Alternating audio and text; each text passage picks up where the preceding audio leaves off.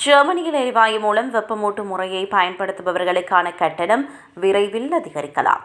எதிர்காலத்தில் இந்த கட்டணங்கள் ஆண்டுக்கு 3000 முதல் 4000 யூரோக்கள் வரை உயரக்கூடும் என்று நிபுணர்கள் எச்சரிக்கின்றனர்.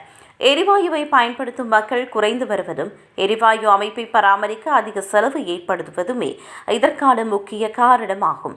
பல ஆண்டுகளாக எரிவாயு மூலம் வெப்பமூட்டும் முறைக்கான கட்டணம் மேலும் அதிகமாகிவிட்டது. மின் விநியோக கட்டணங்களில் பெருமளவில் அதிகரித்துள்ளதால் வீடுகளுக்கான கட்டணங்கள் அதிகமாகின்றன. இந்த நிலையில் அதிகமான மக்கள் ஏனைய வெப்பமூட்டும் முறைகளுக்கு மாறுவதால் மீதமுள்ள பயனர்கள் செலவுகளை பகிர்ந்து கொள்ள வேண்டியுள்ளது. எரிவாயுவை பயன்படுத்தும் எஞ்சியுள்ள நபர்கள் அதிக கட்டணம் செலுத்துவார்கள் என நிபுணர்கள் எச்சரிக்கின்றனர். எரிவாயு விநியோக கட்டமைப்பு முறையாக குறைக்கப்படாவிட்டால் செலவுகள் இன்னும் வேகமாக அதிகரிக்கும். இது எரிவாயு மூலம் வெப்பமூட்டும் முறையை தொடர்ந்து பயன்படுத்துபவர்களில் செலவுகளை பாரிய அளவில் அதிகரிக்கும். இதன் காரணமாக பலர் மாற்று வழிகளுக்கு மாறுமாறு அறிவுறுத்தப்படுகின்றனர்.